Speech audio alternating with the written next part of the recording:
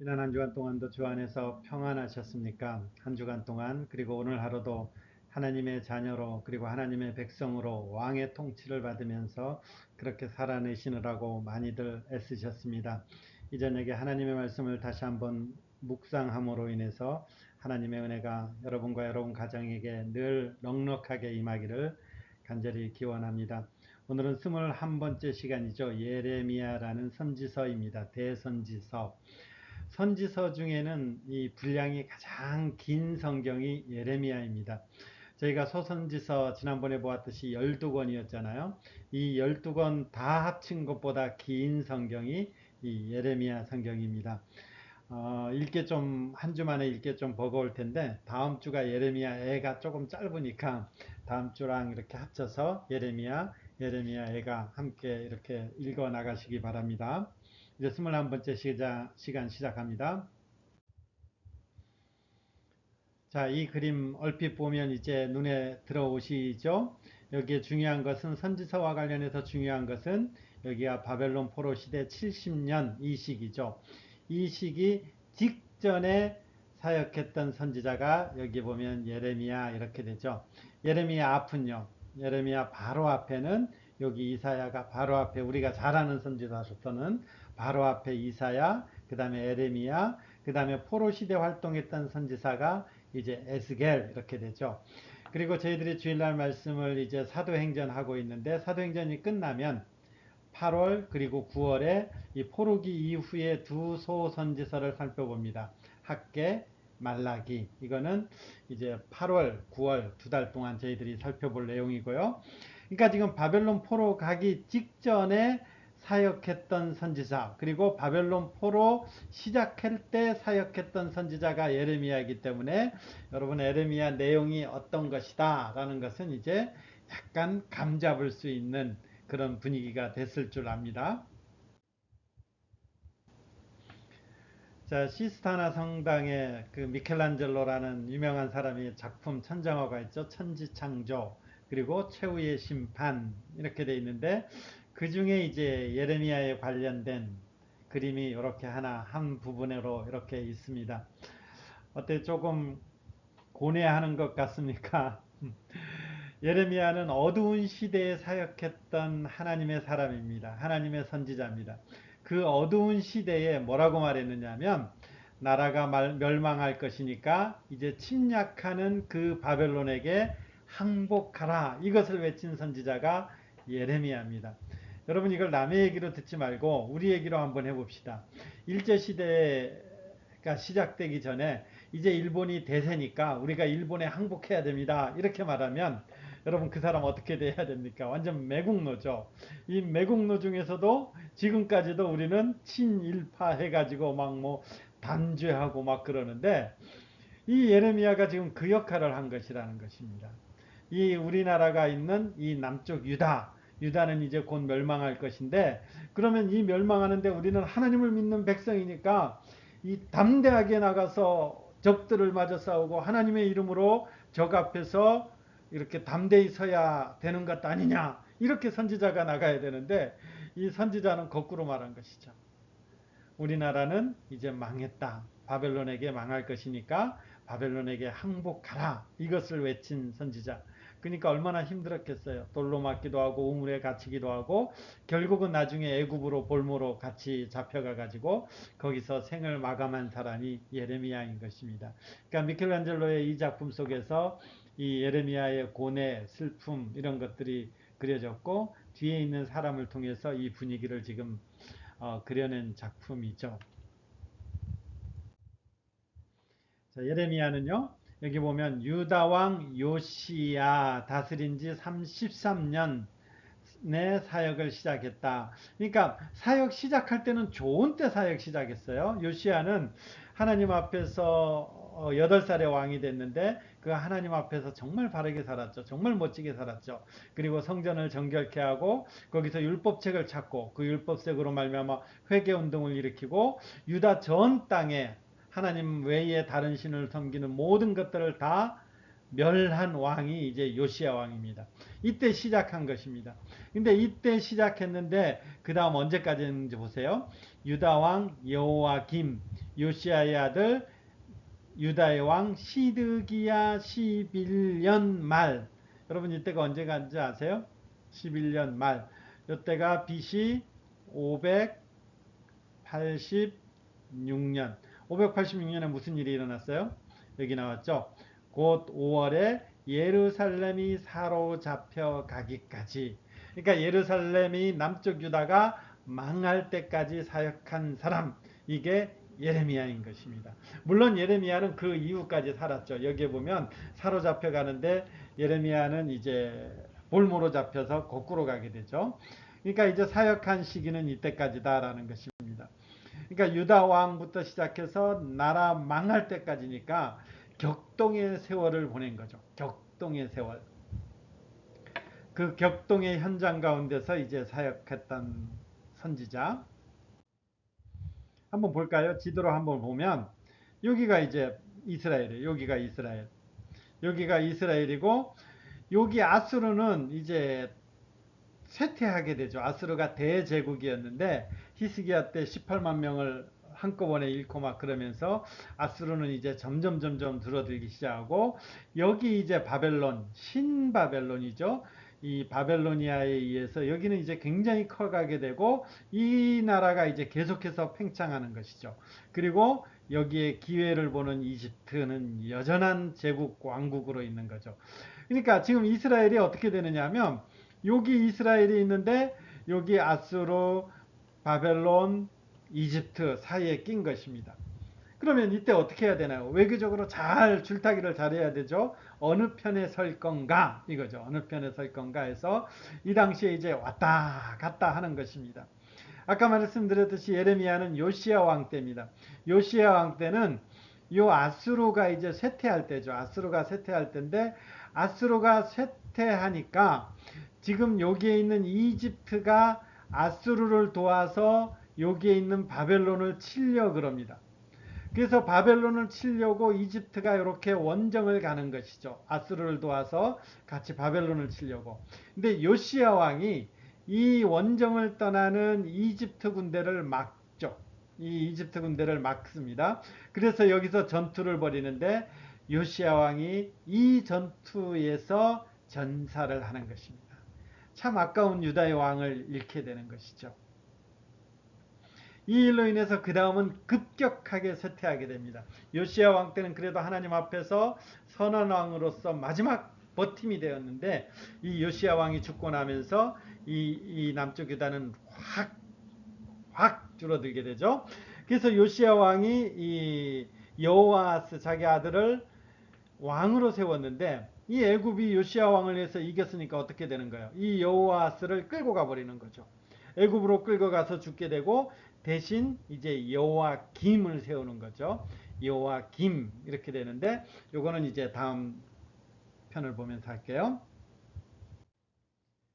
자, 예레미야가 요시야 왕 때부터 시작했죠. 요시야 왕. 그러나 애국 군대가 북으로 아수르의 군대를 연합하는 것을 막기 위해서 거기서 애국 군대와 전쟁을 벌이다가 전사하게 되죠. 그리고 이제 다음 왕이 누구냐면 여호아하스. 이 여호아하스는 이제 3개월밖에 못 하죠. 왜냐하면 요시야가 애굽에서 졌기 때문에 애굽 군대가 이제 여호아하스를 이제 애굽으로 데려가게 되고 대신 애굽 군대가 세운 왕이 누구냐? 여호와김 왕이 되는 거죠. 여호와김. 근데 여호와김 왕은 이제 애굽 편에 되니까 나중에 이제 신흥 제국인 바벨론이 이때 이제 1차 침공하는 것입니다. 이때 1차 침공해 가지고 성전 기구 얼마와 왕족을 데리고 가죠. 이때 왕족으로 끌려간 사람이 누구예요? 우리가 잘 아는 다니엘과 그 친구들이 요때 이제 끌려가게 되는 것입니다. 그리고 이제 이 여호와김을 폐위시키면서 여호와긴이 왕이 되는데 여기도 이제 처음에는 잘 듣다가 이제 반 바벨론 정책 펴면서 여기가 또 쳐들어오죠. 또 쳐들어와서 이제 여기에는 이제 성전 왕궁의 모든 보물들, 그 다음에 용사 10,000명, 그 다음에 그때 당시에 기능공들, 뭐 장인, 대장장이 이런 사람들을 이제 끌고 가게 되죠. 이때 끌고 간 사람이 우리가 잘 아는 에스겔 같은 사람. 그래서 에스겔은 끌고 가서 그 바벨론의 포로 수용소에서 하나님 앞에 부름받아 사역한 사람이 에스겔입니다. 그리고 이제 마지막 이제 왕으로 세운 사람이 시드기야죠. 시드기야는 처음에는 이제 바벨론한테 잘 이렇게 하고 하다가 나중에 이제 시드기야가 휙 하고 이제 애굽 쪽으로 눈길을 돌리죠. 그래서 느부갓네살에 의해서 3차 침공이 이루어지고 여기에 예루살렘이 포위되면서 망하게 되죠. 이때 성전은 회파되고 그 다음에 그 성벽들도 다 무너지고 시드기야는요 두 눈이 뽑혀서 포로로 잡혀가게 되는, 그리고 이것이 유다의 마지막, 남유다가 그래서 멸망하게 되고 포로로 잡혀가는 시기가 되는 것입니다. 이때 이제 이 이스라엘 사람들은 이런 흐름들이 있었죠. 하나는 바벨론에게 항복해라. 아니다, 우리는 애굽이 도와줄 것이다. 아니다, 우리는 하나님이 우리와 한편이기 때문에 하나님을 의지해서 우리가 여기서 맞서 싸워야 된다. 이렇게 되는 거죠. 제일 안 좋은 게 바벨론에 항복해라 라는 거죠. 우리 시각으로 보면. 그러나 이것을 전한 사람이 물론 예레미야고요. 그러나 하나님께서는 지금 이스라엘 백성들이 심판, 진노의 때이기 때문에 항복해라. 바벨론에게 포로로 잡혀가는 것이 정해졌다. 이렇게 되는 것이죠. 그 다음에 이제 이 정해졌을 때 포로로 잡혀가는 것들에 대해서는 나중에 이제 하나님의 엄청난 계획이 있죠. 이것은 좀 이따가 다시 설명드릴게요. 자, 예레미야가 이런 때 부름받은 거예요. 이런 때. 야, 이런 때 부름받으면 여러분은 하고 싶겠어요? 하고 싶지 않겠어요? 하나님이 좀 좋은 때 좀 불러주시든지 아니면 엘리야 같은 그 불의 능력을 더해 주시든지, 참 이게 그렇지도 않고 선지자로서 예레미야는 참 하나님의 말씀을 이 험난한 시대에 전하면서 온갖 고초를 다 당한 거죠. 이 예레미야에게 주어진 것은 예레미야 1장 10절에 부르면서 바로 이렇게 되죠. 뽑고 파괴하며 파멸하고 넘어뜨리겠다. 누구를요? 남쪽 유다 이스라엘을 비롯한 여러 나라들을 뽑고 파괴하며 파멸하고 넘어뜨리겠다. 이걸 누가 하는 거예요? 내가 여호와께서 이 일을 하겠다라는 것입니다. 이것은 한편이에요. 근데 하나님의 소망은, 예레미야를 부르면서 소망은 여기에 끝나는 것이 아니라 이 파괴하고 파멸한 이곳을 건설하고 심게 하겠다. 이 두 가지를 예레미야에게 사명으로 주는 거예요. 그러니까 예레미야에서의 전체적인 내용이 지금 이 말씀에 다 들어있는 거예요. 하나는요, 이 남쪽 유다 우리나라가 망한다, 완전히 망한다라는 거예요. 근데 하나님은 이 망한 상태에서 놔두는 것이 아니라 다시 건설하여 심게 하겠다라는 거죠. 어떻게 건설하고 심게 하겠습니까 했을 때에 그 30장부터 33장까지의 새 언약이 등장하는 것이죠. 이 내용들이 이제 신약에 계속해서 등장하게 되는 것입니다. 그러니까 두 가지, 파멸한다, 세운다. 이 두 가지가 이스라엘 백성들에게 주어지는 하나님의 어떤 미래인데, 하나님께서 약속한 계획인데 이것을 전해야 된다라는 것입니다. 근데 예레미야 시대까지는 문제는 뭐예요? 이런 것들이 건설하고 심는 것까지 드러났으면 좋은데 예레미야 시대는 요 부분까지만 들어가기 때문에 예레미야는 참 힘겹게 사역한 선지자, 이렇게 되는 거죠. 그래서 예레미야를 읽다 보면 요 두 가지가 늘 이제 함께 가는 것입니다. 예레미야는 이 일로 인해서 이런 일들을 부르심 받은 거예요.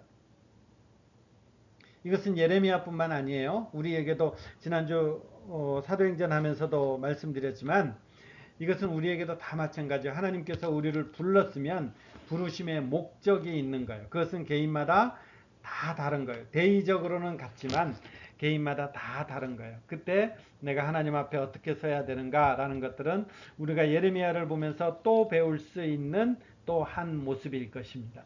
여하튼 예레미야는 이런 사명을 받은 것이죠.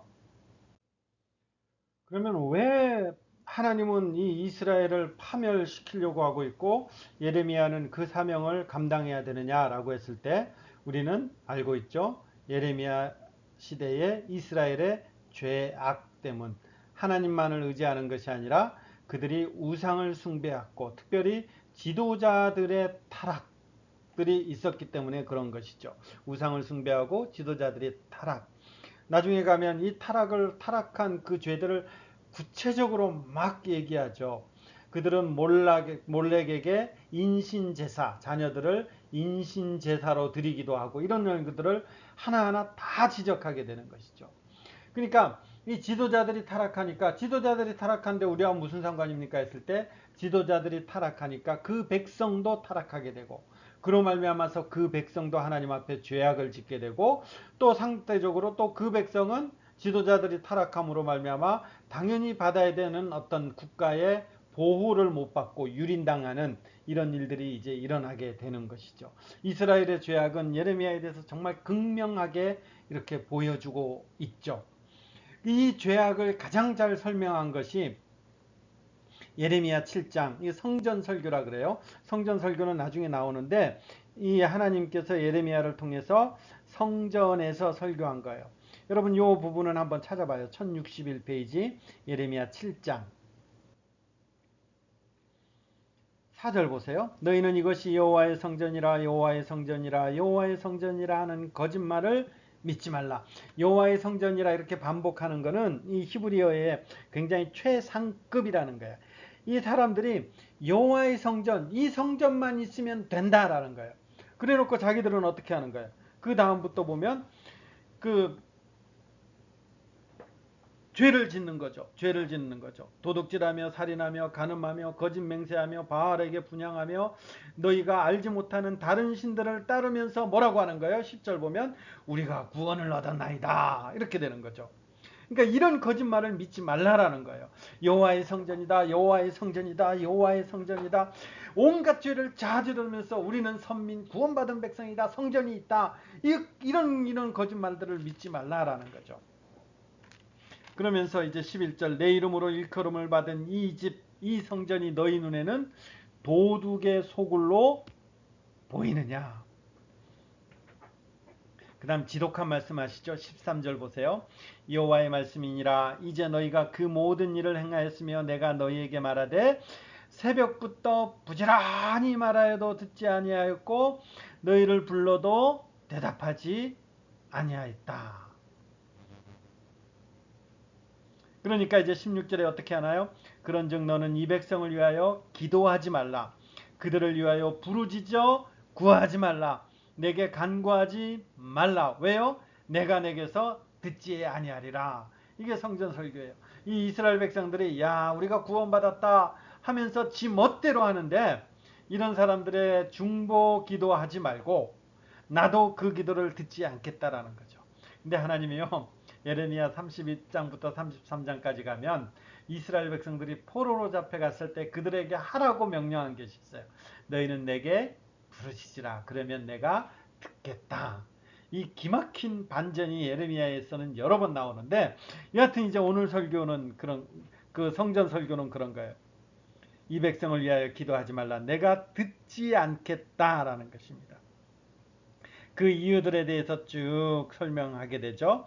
그 등을 내게로 돌리고 그 얼굴을 향하지 않았다. 예레미야 7장의 이 성전 설교는 얼마나 이스라엘이 타락했는지를 보여주는 것이죠.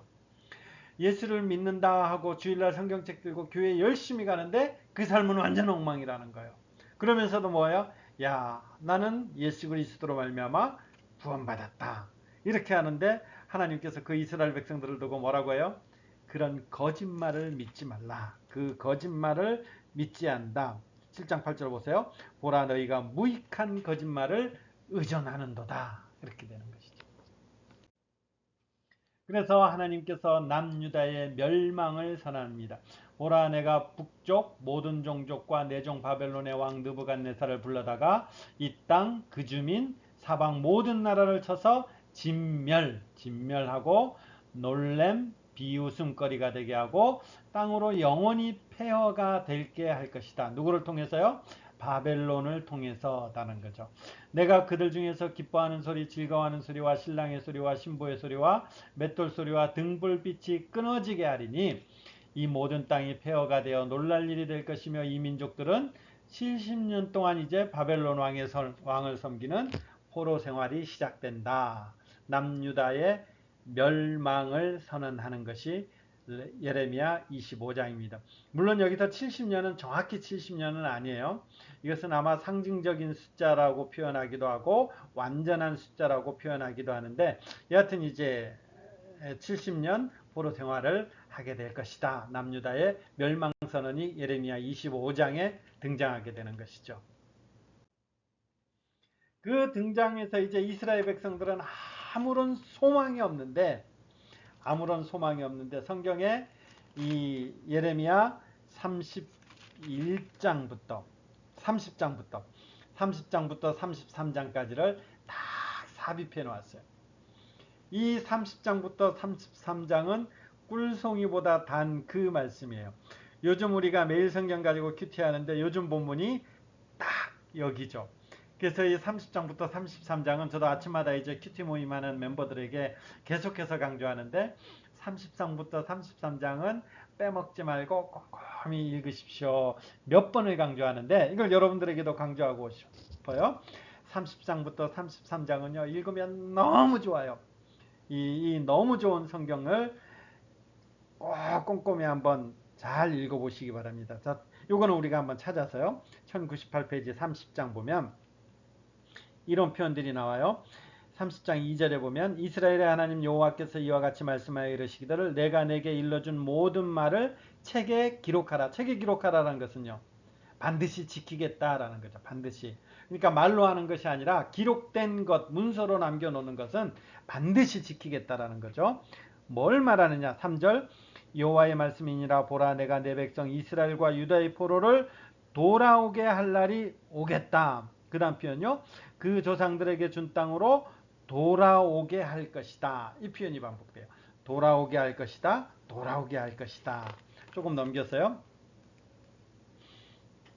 8절 30장 8절 만군의 여호와의 말씀이니라 그날에 내가 내 목에서 그 멍에를 꺾어버리며 내 포박을 끊으리니 다시는 이방인을 섬기지 아니하리라. 그 포로로 잡혀가는 걸 말하는 거죠. 포로로 잡혀가는 그것을 말하는 건데 그것을 하나님께서 꺾어버리고 다시 이방인을 섬기지 않는다라는 거죠. 그럼 누구를 섬깁니까? 9절에 그들은 그들의 하나님 여호와를 섬기며 내가 그들을 위하여 세울 그들의 왕 누구요? 다윗을 섬긴다. 여러분 다윗은 언제 쓸 사람이에요? 옛날 사람이죠. 그럼 이 다윗을 섬긴다라는 건 뭐예요? 다윗의 후손으로 오시는 그분을 섬긴다라는 거죠. 그렇기 때문에 10절 그러므로 나의 종 야곱아 너는 두려워하지 말라 이스라엘에 놀라지 말라 내가 너를 먼 곳으로부터 구원하고 내 자손을 잡혀가 있는 땅에서 구원하리니 야곱이 돌아와서 태평 안락을 누릴 것이며 두려워할 자가 없을 것이다. 그리고 여호와의 말씀이니라 내가 너와 함께 있겠다 너를 구원하겠다 이렇게 되는 거죠. 그리고 30장 18절에 가면 돌아오게 한다 이 표현이 되는 것이죠. 이 표현. 그리고 17절에도 보면 쫓겨난 자가 이제 다시 상처로부터 새 살이 돋아오게 하고 너를 고쳐주겠다. 그러면서 이제 중요한 표현이 나와요. 30장 22절요. 요거 함께 읽을까요? 너희는 내 백성이 되겠고 나는 너희들의 하나님이 될 것이다. 어디서 나온 거예요? 출애굽하면서 이스라엘 백성과 했던 그 언약의 말씀이잖아요. 출애굽하면서 이제 내가 너희들을 왜 출애굽시켰는지 아느냐? 바로 이것 때문이다. 너희는 내 백성 되고 나는 너희들의 하나님 되기 위해서 출애굽됐다. 그리고 이것이 너와 너희들과 나의 언약이다 이랬는데 그 언약을 꺼내는 것입니다. 이제 내가 그 언약을 지키겠다라는 것입니다. 그리고 31절요. 31장요. 여호와의 말씀이니라 그때에 누구예요? 다시 돌아와서 이 다윗 왕을 섬길 때에 내가 이스라엘 모든 종족의 하나님이 되고 그들은 내 백성 된다. 다시 한번 반복하는 것이죠. 4절 보세요. 처녀 이스라엘아 내가 다시 너를 세우리니 내가 세움을 입을 것이고 내가 다시 소고를 들고 즐거워하는 자들과 함께 춤추며 나아가겠다. 이렇게 되는 것입니다. 그러니까 하나님께서 지금 흩어져 있는 포로로 되어 있는 이 이스라엘 백성들을 다시 그들에게 매였던 멍에를 완전히 꺾어버리고 다시 다 돌아오게 하는데 그때에는 이방 나라를 섬기는 것이 아니라 누구를 섬겨요? 여호와를 섬기며 다시 그들을 위하여 세운 왕 다윗을 섬긴다라는 것이죠. 그 다윗을 섬길 때 어떻게 되느냐? 너희는 내 백성이 되고 나는 너희들의 하나님이 될 것이다. 이것을 다시 천명하는 것입니다. 31장 13절 보세요. 너무 좋죠? 그때의 처녀는 춤추며 즐거워하겠고 청년과 노인은 함께 즐거워하리니 내가 그들의 슬픔을 돌려서 즐겁게 하며 그들을 위로하여 그들의 근심으로부터 기쁨을 얻게 할 것이다. 14절 내가 기름으로 제사장들의 마음을 흡족하게 하며 내 복으로 내 백성을 만족하게 할 것이다. 그러면서 16절에 돌아오리라, 17절에 돌아오리라 이렇게 표현하는 것입니다. 그러면서 이제 그러면 하나님 어떻게 할 겁니까? 어떻게 이런 일들이 일어납니까? 어떻게 내 복으로 내 백성을 만족하게 하고 그 다음에 기쁨을 얻고 그들을 불쌍히 여기면서 이제 하나님 앞에서 기뻐하는 이 민족이 되게 할 것입니까? 했을 때 드디어 이제 이 30장에서부터 33장까지 나와 있는 새 언약이라는 단어가 나옵니다. 31, 31 외우기 쉽죠? 예레미야 31장 31절 이 말씀은 꼭 기억해야 되는 것입니다. 여호와의 말씀이니라 보라 날이 이르리니 어떤 날이 될 것인데 내가 이스라엘 집과 유다 집에서 새 언약을 맺겠다. 이게 하나님의 선언이죠. 새 언약을 맺겠다. 이 언약은 내가 그들의 조상들의 손을 잡고 애굽 땅에서 인도하여 내던 날에 맺은 것과 같지 아니하고 이게 옛 언약이라는 거예요. 옛 언약이 뭐예요? 출애굽했을 때 시내 광야에서 맺은 그 언약, 그게 옛날 언약이 되었는데 그것과 같지 않다라는 거예요. 왜요? 그때는 내가 그들이 남편이 되었어도 그들이 내 언약을 깨뜨려 버린다라는 거예요. 하나님과 이스라엘 백성 사이에 언약을 맺었는데 이거 이스라엘 백성들이 깨뜨려 버린다는 거예요. 그래서 이제는 더 이상 이런 방식으로 맺는 것이 아니라 어떻게 맺느냐면 33절 그들은 그날 후에 내가 이스라엘 집과 맺을 언약은 이러하니 곧 내가 나의 법을 그들의 속에 두며 그들의 마음에 기록하여 나는 그들의 하나님이 되고 그들은 내 백성이 될 것이다. 여러분 똑같죠? 새 언약이나 옛 언약이나 내용은 뭐예요? 나는 그들의 하나님이 되고 그들은 내 백성이 될 것이다. 똑같다라는 거예요. 차이점은 뭐예요? 다윗 왕으로 말미암아서 이것이 돌판에 기록하는 것이 아니라 마음에 기록한다라는 거죠. 다윗 왕으로 말미암아서 오시는 그 새 왕 다윗으로 말미암아서 돌판에 기록한 것이 아니고 마음에 기록한다는 거죠. 이 말이 무슨 말이냐? 조금 더 있다가요. 이 본문을 더 읽고요. 이렇게 되면 이 새 언약을 맺으면 34절 내가 그들의 중간에요. 내가 그들의 악행을 사하고 다시는 그 죄를 기억하지 않겠다라는 거예요. 죄가 있는 거예요, 없는 거예요? 있는 거죠. 근데 하나님이 그 죄를 죄로 여기지 않겠다라는 거예요. 뭐 때문에요? 새 언약 때문에. 죄를 지었는데 그 새 언약으로 말미암아 죄를 죄로 여기지 않는다라는 거죠.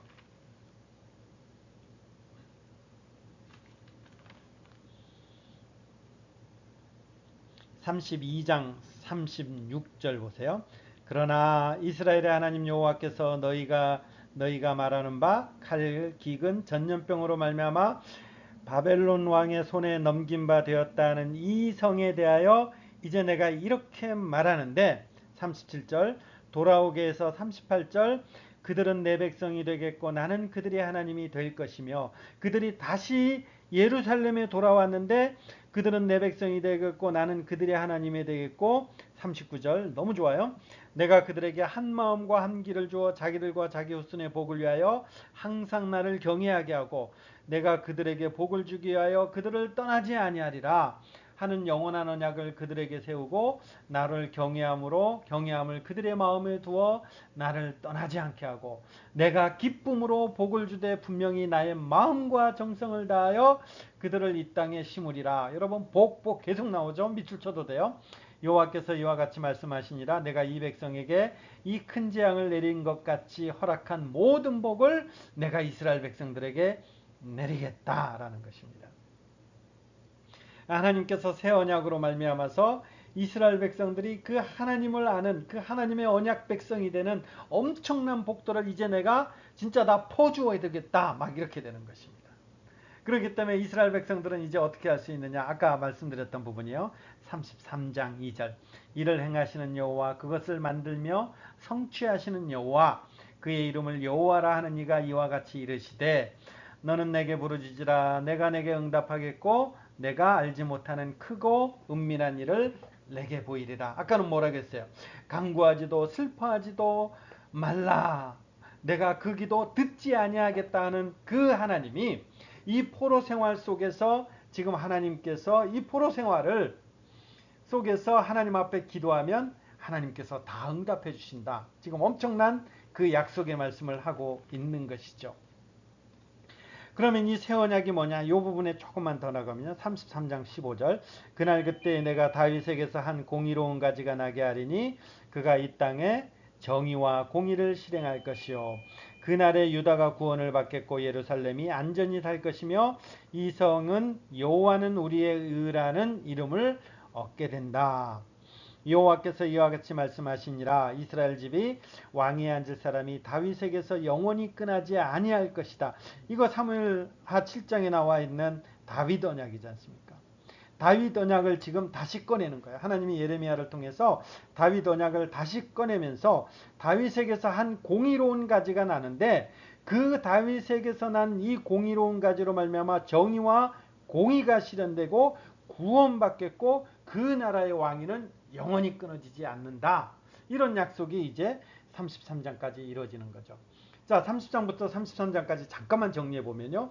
이스라엘의 죄악으로 말미암아 완전히 파멸됐는데 하나님께서 그 백성을 다시 하나님의 백성이 되게 하고 다시 그들의 하나님이 되겠다는 거예요. 어떤 형태로요? 새 언약. 새 언약이라는 것은 다윗의 후손, 다윗의 가지로 오시는 분, 그 왕을 통해서 우리의 마음에 새겨버리는 그 방식으로 해서 이루어지는 이 언약으로 말미암아서 그 일을 이루겠다. 이렇게 되는 것입니다.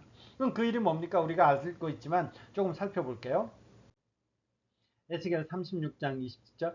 또 새 영을 너희 속에 두어 두고 새 마음을 너희에게 주되 너희 육신에서 굳은 마음을 제거하고 부드러운 마음을 줄 것이며 또 내 영을 너희 속에 두어 너희로 내 율례를 행하게 하고 너희가 내 규례를 지키게 할 것이다. 에스겔 36장에 보면 이런 마음에 기록한다라는 것을 이렇게 표현하죠. 하나님의 영을 우리 마음 가운데 주는 것입니다. 이렇게 표현하는 거죠. 하나님의 영이 우리 가운데 거하는 것이 마음에 기록하는 것입니다. 에스겔 36장은 이렇게 되는 거죠. 그러면 하나님의 영이 우리 마음에 기록하는 것이 뭡니까? 우리 마음에 주어지는 것이 뭡니까? 신약에서 볼게요. 누가복음 22장 20절. 저녁 먹은 후에 잔도 그와 같이 하여 이르시되 이 잔은 내 피로 세우는 뭐라고요? 새 언약. 그러니까 지금 누가 예수님이 새 언약이라는 말씀을 사용하면서 이렇게 표현한다는 거죠. 내가 십자가에 이제 죽어서 피를 흘릴 것인데 그 십자가에 죽는 이 일이 새 언약을 이루는 일이다라는 것이에요. 죽는 이 일이 새 언약을 이루는 일이다. 이걸 조금 더 표현해 볼게요. 히브리서 이 8장 어가는 대제사장이에요. 구약시대 이스라엘 백성들이 하나님 앞에 죄 지으면 그 하나님 앞에 나아갈 때에 대제사장을 통해서 1년에 한 번 나가는 거예요. 그건 매년 해야 되는 거예요. 근데 이 신약의 대제사장은 매년 나가는 것이 아니라 한 번만 나갔는데 그 효과는 영원히 되는 것이죠. 근데 이 대제사장은 이스라엘의 죄를 가지고 제물을 들고 나갔지만 이 신약의 대제사장은 자기 자신이 그 제물로 드려버렸다라는 거예요. 그래서 자기 자신이 대제사장인 자기 자신이 제물로 드림으로 말미암아 모든 사람의 죄를 단번에 영원히 이루었습니다. 이게 히브리서 8장 5간에 나와 있는 대제사장과 관련된 부분이에요. 근데 이 대제사장이 하는 역할들을 새 언약이라고 표현한 것입니다. 그리고 그 일을 통해서 하는 것이 지금 이 부분 기억나세요? 예레미야의 말씀을 그대로 갖고 와서 이 예레미야 말씀은 지금 예수님이 대제사장으로서 한 번 제사를 드림으로 말미암아 자기 자신을 드림으로 말미암아 영원한 죄사함을 얻었다라는 이 일이 새 언약을 맺는 것이다 이렇게 표현하는 것입니다. 이해되시겠어요?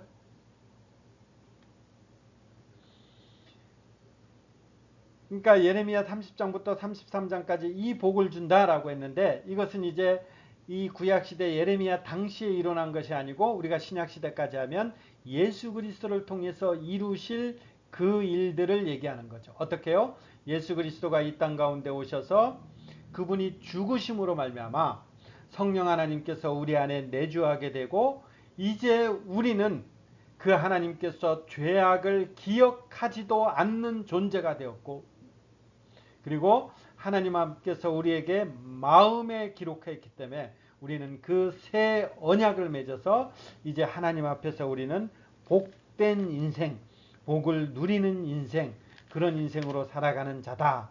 그것들을 이제 예레미야는 소망 중에 지금 말씀하고 있고, 저와 여러분은요, 예수님이 오신 이유이기 때문에 이 은혜를 맛보는 자들, 이 은혜가 이루어진 자들, 그러나 완성되지는 아니하고 나중에 예수 그리스도의 재림할 때에 그 완성을 소망하며 바라보는 자들, 그게 저와 여러분의 지금 현재의 위치가 되는 것이죠.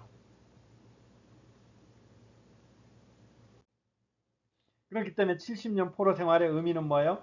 하나님의 심판 진노, 이게 드러나는 것은 하나님의 심판 진노지만 하나님께서는 이것이 심판 진노가 아니라 이렇게 표현하는 것입니다. 이 땅에 어떤 나빠서 먹을 수 없는 극히 나쁜 무화과가 있는데, 예레미야 24장이요. 이게 누구예요? 이스라엘 백성들이죠. 근데 그들을 어떻게 하느냐 하면 좋은 무화과처럼 잘 돌볼 것이다. 언제요? 70년 포로 생활 동안.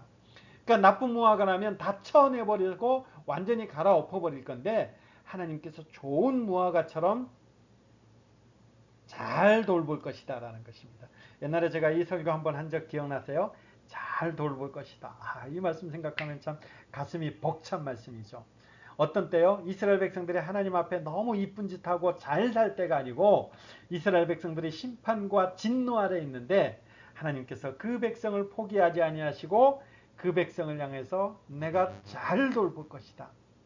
어떤 이스라엘요? 나빠서 먹을 수 없는 극히 나쁜 무화과 같은 이 이스라엘 백성들, 그들을 잘 돌볼 것이다. 그리고 여호와를 아는 마음, 여호와인 줄 아는 마음을 그들에게 주어서 그들은 내 백성이 되고 나는 그들이 하나님이 되게 하겠다. 예레미야 29장은 더 기가 막히죠. 70년이 차면 하나님이 이스라엘을 돌보고 하나님의 선한 말을 이스라엘에게 성취하여 다시 돌아오게 한다. 이스라엘을 향한 하나님의 마음은 평안이고 재앙이 아니다. 그러면 70년 포로 생활이라는 것은 무슨 의미예요? 이스라엘 백성들이 그냥 나누면 하나님 앞에서 그 죄악으로 말미암아 도저히 감당할 수가 없는 거예요. 그래서 소돔과 고모라 같이 노아 홍수 때 같이 완전히 진멸당해야 돼요. 근데 하나님께서 그 하나님의 백성을 그렇게 진멸당하도록 놔두지 않고 하나님께서 더 타락하지 못하도록 70년 포로 생활 속에 넣어두신 거예요. 보호하는 거예요. 그래서 그 속에서 잘 돌보는 거예요. 마치 이제 제가 그 병원 직원 예배 설교할 때는 이 표현을 썼는데, 마치 인큐베이터 같은 거예요.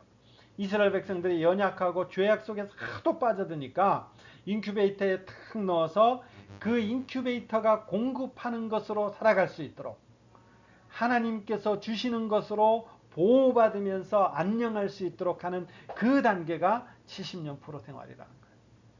여러분, 하나님의 진노와 심판을 받으면 누가 살아남겠습니까? 근데 하나님의 진노와 심판 안에 하나님의 백성들을 향해서는 이런 의미가 있는 것입니다. 혹시 곤고한 중에 있습니까? 어려움 중에 있습니까? 하나님 앞에서 꺼림직한 이 원활한 교제가 이루어지지 않습니까? 여러분, 하나님은 우리를 절대 포기하지 않습니다. 심판과 진노를 통해서라도 하나님은 우리를 보호하시고 하나님은 우리를 향한 마음을 쓰고 계시는 것입니다. 어떤 마음요? 잘 돌볼 것이다. 좋은 무화과처럼 고이고이. 그리고 하나님께서 우리에게 주시는 것은요, 재앙이 아니라 평안이다. 어려움 중에 있다면 이 소망을 가지고, 혹시 회개할 것이 있다면 하나님 앞에 회개하시고, 하나님이 연단시키며 성숙하기를 원한다면 하나님 앞에서 그렇게 하겠습니다 결단하면서 이 하나님을 바로 보시면서 그렇게 다시 하나님 앞에 설 수 있는 기회가 되기를 바랍니다. 그러니까 이 70년 포로 생활의 의미가 이렇다라는 것입니다. 저는 이 의미를 깨달았을 때에 참 제 자신 안에서 엄청난 감격이 있었습니다. 하나님께서 우리를 이렇게 대우하시는구나. 하나님께서 나를 이렇게 대우하시는구나. 내가 하나님 앞에서 정말 선하고 잘날 때뿐만 아니라 하나님은 이 정말 나빠서 극히 나쁜 포도나무일 때도 하나님은 나를 이렇게 바라보시는구나. 이것을 생각하면서 우리는 소망을 갖고 그 하나님 앞에 다시 나아갈 용기를 얻는 것입니다. 이 은혜가 있기를 바랍니다. 자, 오늘 말씀을 정리해 보겠습니다. 예레미야에서 하나님은 심판하고 회복하는 분이십니다. 뽑고 파괴하며 파멸하고 넘어뜨리며 건설하고 심는 분이십니다. 그 이유는 여호와와 이스라엘 사이에 맺은 언약 때문이죠. 이 언약대로 그 백성을 통해서 메시아를 보내어 하나님의 구원의 통로로 사용하는 것입니다. 이러한 새 언약은 다윗에게서 나온 의로운 가지인 그리스도께서 언약의 중보자로 오셔서 죄를 대신 담당하여 십자가에 죽으시고 그 그리스도를 믿는 자들이 새 언약에 참여함으로 성취되었습니다. 하나님은 주권적으로 그의 언약을 성취하여 하나님 나라를 이루어 가시는 그 소망을 우리는 예레미야를 통해서 확인하게 되는 것입니다. 오늘 이 저녁에 이런 말씀들을 다시 한번 확인하면서 예레미야를 쭉 한번 읽으시고 오늘 저녁에 다 못 읽으시면 30장부터 33장까지라도 꼭 한번 읽으시고 주무시기 바랍니다. 복된 저녁, 쉼 있는 그런 저녁 되시기를 소원합니다. 고맙습니다.